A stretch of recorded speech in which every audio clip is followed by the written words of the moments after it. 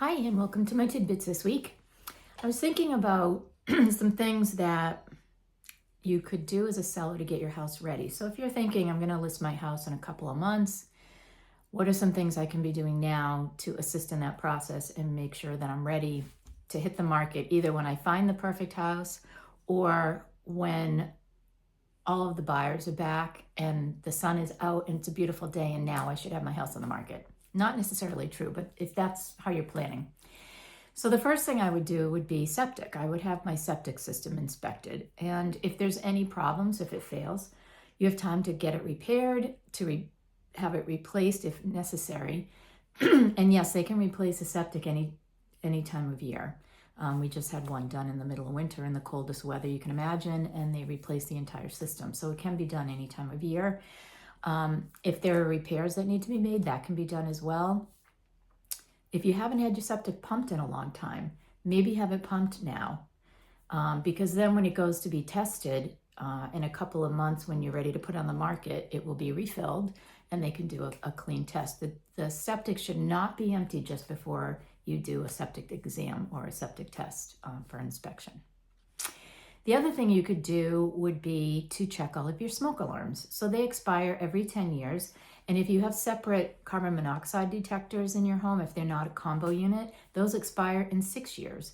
So check the dates on those. And if they are close to being expired, you're better off just replacing them all. Call an electrician, have him come in and replace the smoke alarms and the carbon monoxides as well. You can actually do that yourself if you're just doing the plugins, but make sure they're less than 6 years old for the separate units. What else can you do? The big one is to start decluttering and packing. You're going to sell your home. You really need to get rid of whatever it is that the buyers are going to see when they come in and think this is personal.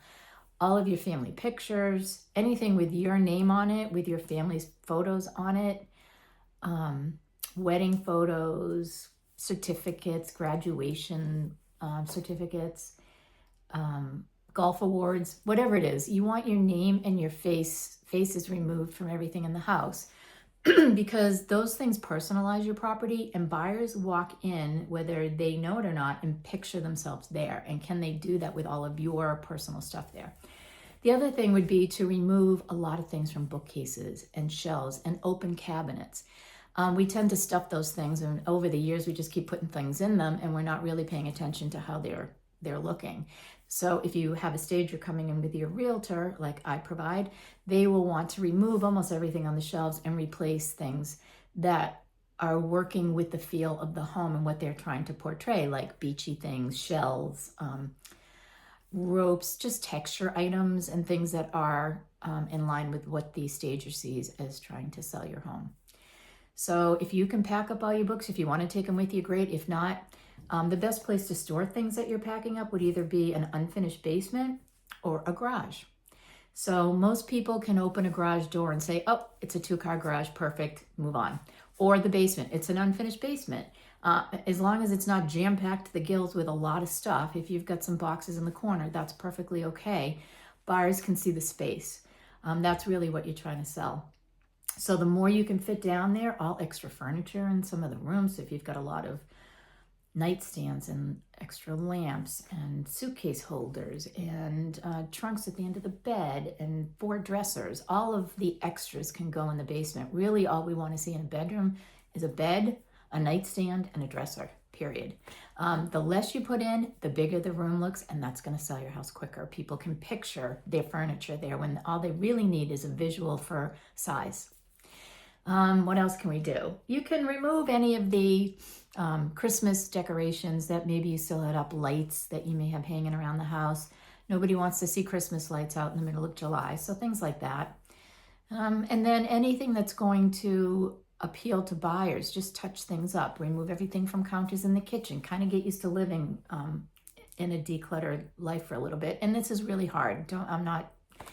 I'm equally as guilty. What's really hard is that we all live in our homes and we all need things where we want them, and we put them in a convenient place for us to get at them. But when we're selling our home, we can't think about that. We need to be able to have it ready for that buyer that comes through and really wants our house, and it's got to look pristine. So maybe schedule a moving company and get an idea what that's going to run if you're thinking of having a moving company come out and take all of your stuff out. These are just estimates you can get for now, and then you can book them later.